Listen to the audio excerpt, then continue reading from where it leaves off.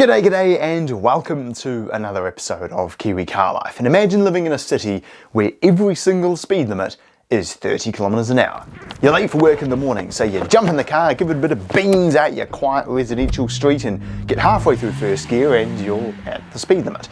You crawl through your sleepy neighbourhood and turn out onto the major arterial route out of the suburb and continue driving at 30, and then you get onto the highway to take you into the city and keep driving at 30, and after arriving at work, having spent an hour on the road, you get ready to do it all again on the way home. Trucks and courier drivers delivering vital goods trundle around the local roads, doubling the cost of deliveries, and a short trip down to the supermarket takes 10 minutes instead of 5. With the goal of saving lives and reducing emissions, our Wellington City Council is proposing exactly that. Yep, a blanket 30 km/h speed limit across the entire capital city of New Zealand. While it sounds absolutely ridiculous, I mean, if it saves lives, then it'll be worth it, right?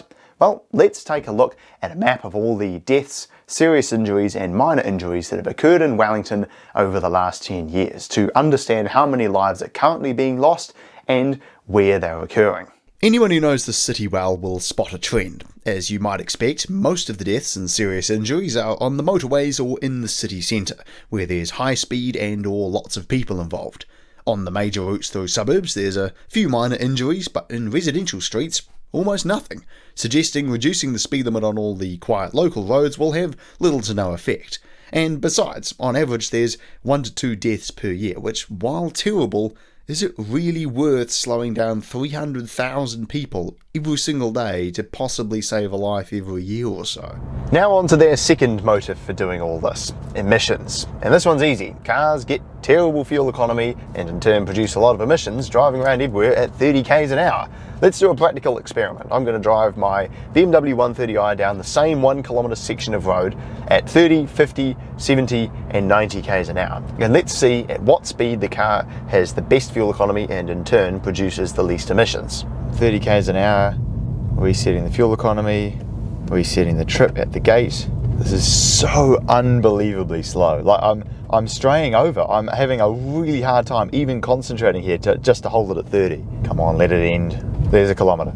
Right, so we finished on 7 litres per 100k. Let's spin around and do it again at 50. 50 k's an hour, 6th gear. The RPM is basically the same. Look at that, we're doing 5.9. Just from 30 to 50, 5.7, look, it's going down. 1.2 litres per 100k better, and we did the kilometre in like 50% less time. Let's see what happens at 70 k's an hour now. Kilometres coming up right about here, and 6.3 litres per 100k. So driving at 70 k's an hour is more efficient than driving at 30 k's an hour, and you're going over double the speed. Right, and now let's have a go at 90 k's an hour, and I'm gonna have to really get up to speed here. But to think I'm now doing 3 times the speed, 90 versus 30, and my fuel economy is basically the same. Final number 7.2. So 30 and 90 k's an hour, ooh, that's a big bump, have the exact same fuel economy, and yet with one, you're travelling 3 times the speed. Going back to that plot of accidents, it's clear that having a 30 km/h speed limit in a busy city centre does have some merit to it. And clearly the council thought so too, because 3 years ago they did exactly that. They put out a survey and 64% of people voted in favour of reducing all the central Wellington speed limits from 50 to 30. However, 53% of survey responders got to work by walking or cycling, and naturally they all tended to vote in favour of the change.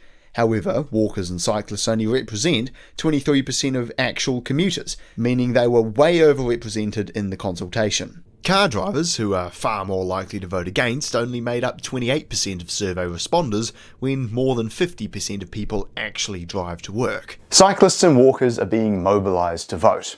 As car enthusiasts, we need to do the same.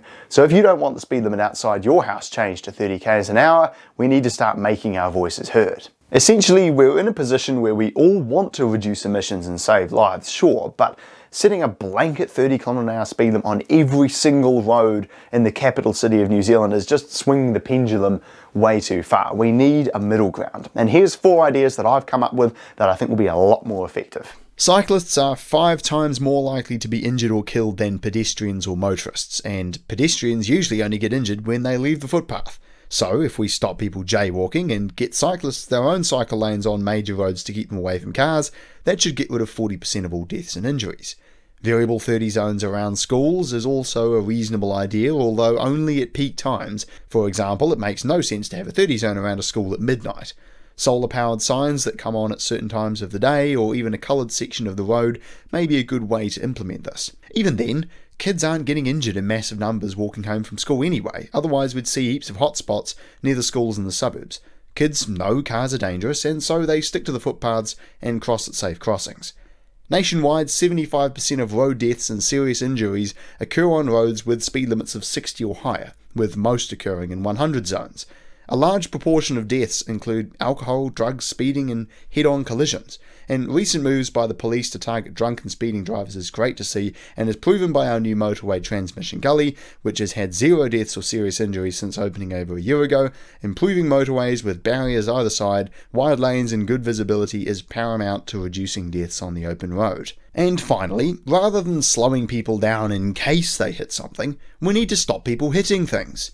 The NZTA talks about how we have such high rates of road deaths per capita compared with countries like Norway, yet they fail to mention that the driving tests in Scandinavian countries are extremely difficult for starters, and their roads look like this, not this.